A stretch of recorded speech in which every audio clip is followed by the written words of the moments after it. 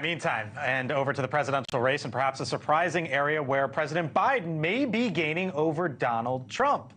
Stirewalt is here to break it all down. Chris? Let me just tell you, if you can break up a fight using a mop, police the jukebox, and cook them smothered, covered... and smoke a cigarette out back. That's right, and smoke a cigarette out back, you deserve at least $3 more an hour. Okay.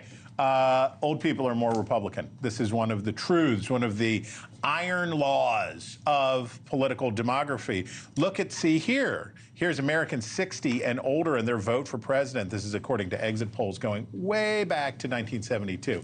Guess what? Older people are more Republican. And you can see the switch that happens there in the 90s as boomers get older, and there it is, 52 to 47.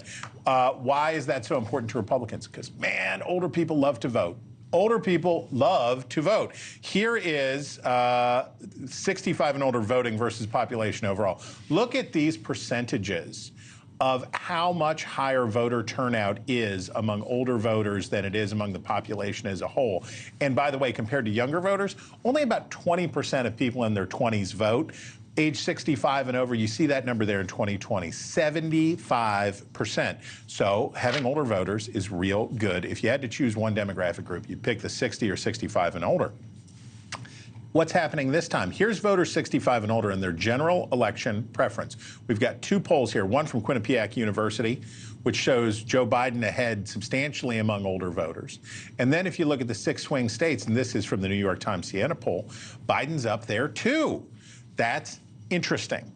Why? Why is this true? Now, some of this, Biden's made a big case about drugs, about making prescription drugs more affordable. He's made a big case to try to say that Republicans want to take your Social Security away. He's done a lot of this. But I want you to look at this question from the Quinnipiac poll. Voters who rank democracy as the most urgent issue facing the country. Now, we've talked a bunch of times about how this issue doesn't connect for Democrats overall. But look at this. Among older voters, that polls the best. This issue polls the best with older voters.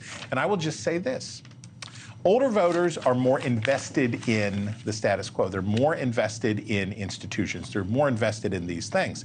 So take the Pope versus Jake Paul.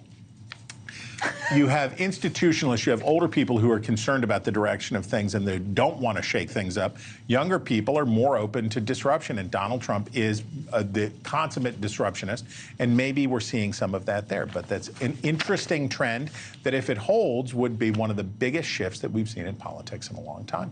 Stirewalt breaks it down. All right, so here... So when we look at polls, not to get too in the weeds, but there's obviously... I'm there. I'm already in it. I know. Come on in. The water's fine. You got the gloves on and everything. Exactly. So the heads up for Democrats, Republicans on the fate of democracy is a dead split. Right. Which I think most would consider somewhat of a surprise, at least from where we were a few years ago. But what you're saying is the crosstab, which when you dig deeper into the numbers and when you go to the age...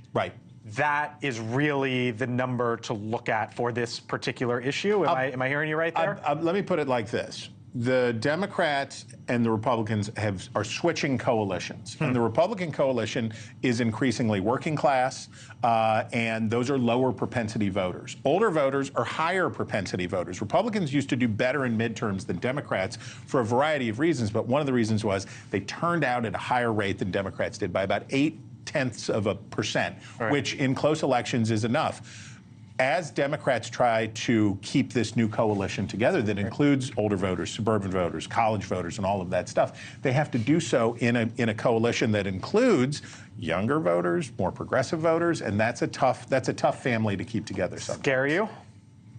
I'll wait and see what it looks like in November. Obviously, those trend lines aren't good, but as it pertains to the presidential race, maybe down ballot, that would scare me a little bit more. Presidential race, I don't think that'll be a huge factor.